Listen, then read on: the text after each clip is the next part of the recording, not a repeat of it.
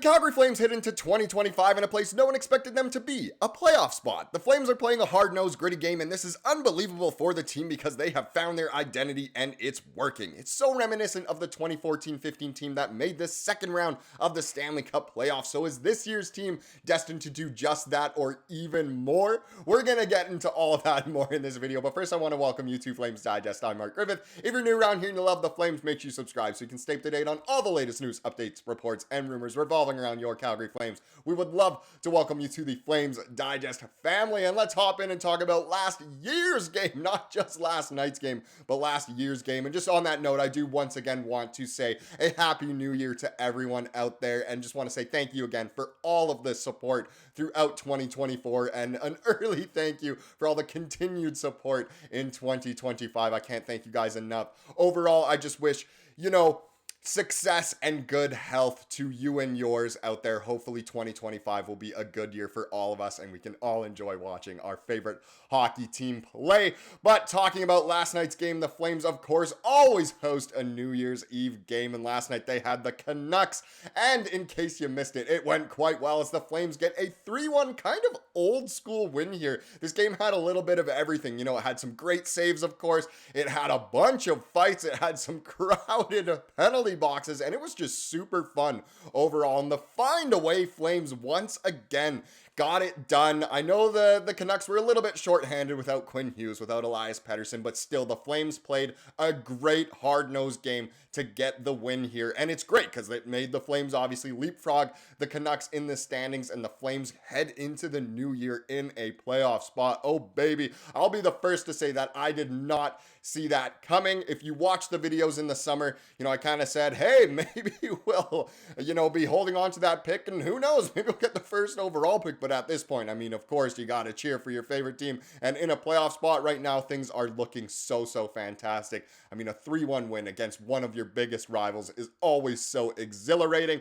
Dustin Wolf played well. If we get into this box score here, what did he have to do to get the dub once again? Well, he made 23 saves on 24 shots, looked solid throughout this game, had a .958 save percentage, which is so good. Once again, tacking another win onto that record, really pushing for the Calder Trophy this year. So fantastic to see that. His stats really are reflective of how well he is playing. Maybe he's being put in better scenarios, better situations than Dan Vladar. We kind of talked about that in yesterday's video, but still, Dustin Wolf is just incredible. If we get into the men who got in the score sheet here, Jonathan Huberdeau, once again getting a 1-goal, 1-assist game. He's had so many of those this season, and another empty netter for him as well. I believe he's up to 16 goals now on the season. I'd love to know how many of those are empty netters. Either way, he is playing fantastic hockey, and it's all thanks to him being put with the man who scored the game winner in this one, Nazem Kadri. What an electrifying goal that was. What an electrifying celebration it was as well. It's always nice to see when Kadri's just fired up. So great to see that line playing so well. Connor Zary got another goal, which was, he's a bit of a beneficiary off of the great work by Jacob Pelche, who had a breakaway and then was able to hang on to the puck and slide it out front. So Pelche obviously gets an assist. Sharangovich got an assist on that one as well, and Martin Pospisil got an assist in this game. The other thing I wanted to point out was we've had a lot of comments lately about how, of course, Ball and Andersson are good together. Bean and Pahal make a good third D pairing. But who are they going to put with Weegar? Well, it honestly seems like Joel Hanley might be the answer here. No Miramanov once again, but Weegar and Hanley, they're a +3 on the night. In a 3-1 win, you can't do any better than that. But so great to see that. It looks as though maybe Huska has found a good D partner for Weegs, which again is unbelievable for the Calgary Flames. If they can have a long-term partnership, that could be great. Clearly, they are playing successful hockey. I know it's early. They could change in a flash, but hey, that is great to see. Weegs with Hanley is doing so well. The next thing we're going to look at is kind of a nice write-up here by Sportsnet. I think they just really hit the nail on the head here, just having a recap of this game and what it meant for the Flames. So, lest we forget, for the better part of the last 2 decades, the Calgary Flames and Vancouver Canucks were one another's chief rival. For proof, go ahead and Google 2014 line brawl /Torts/Hartley/McGrattan. We all remember that. That was so hilarious. Well, what's old is new again. Both teams resurrected the hate on Tuesday with an old school battle that included 3 fights, 50 penalty minutes, an attempted kick, endless jawing, and a New Year's Eve wish for more to come. I mean, that's already just a perfect way to summarize the entire game, but let's continue here. Probably see somebody down the line here hopefully smiled Ryan Lomberg when asked about a failed attempt at his third fight of the night following an exchange with Dakota Joshua interrupted by a rousing Saddle Dome sing-along to John Denver, the Flames winger partook in.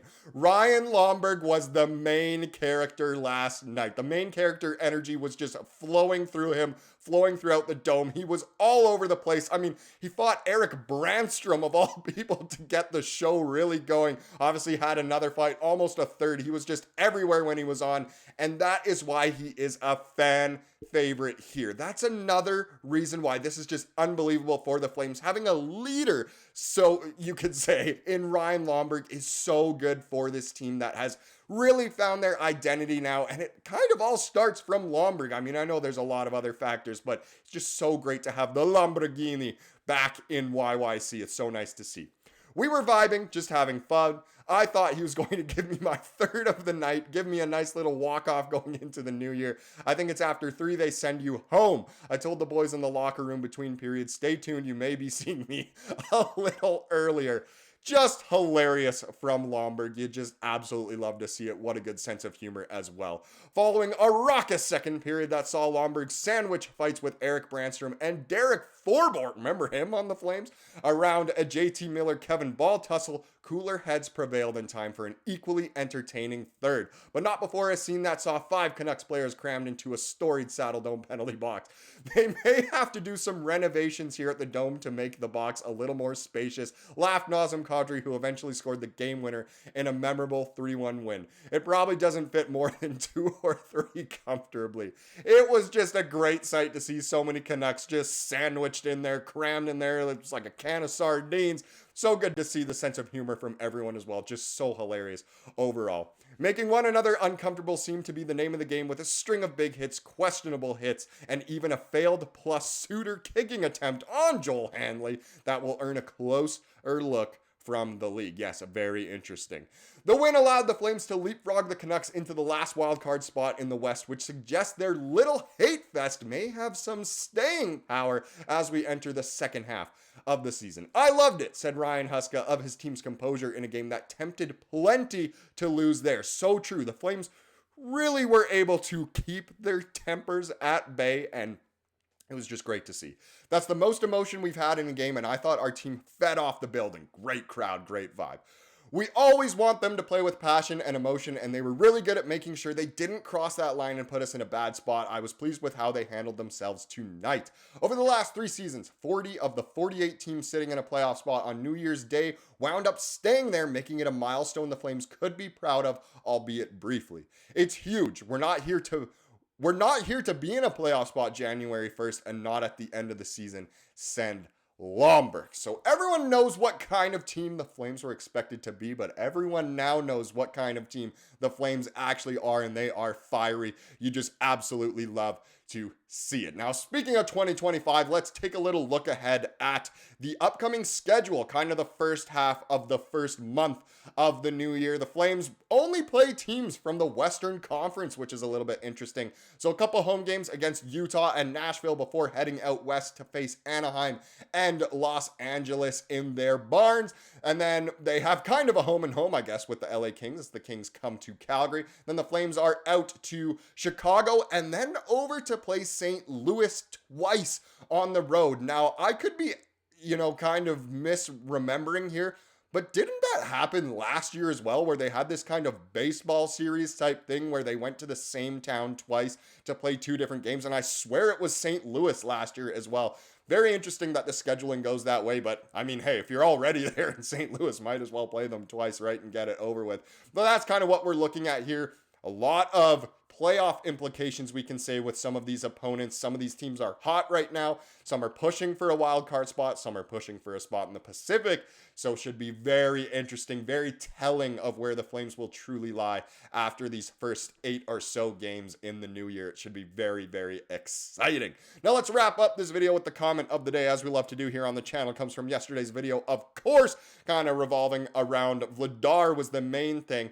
And this is what Neil had to say. I really like what Neil said. He's a solid goalie. Love to keep the guys who want to play here. And that is a great point. You know, it's kind of split within the fan base.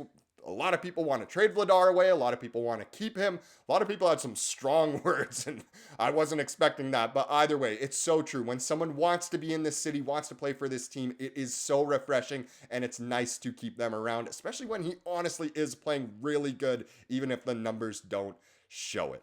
Thank you so much for watching this video. Please subscribe like we saw here today, and have a wonderful rest of your day.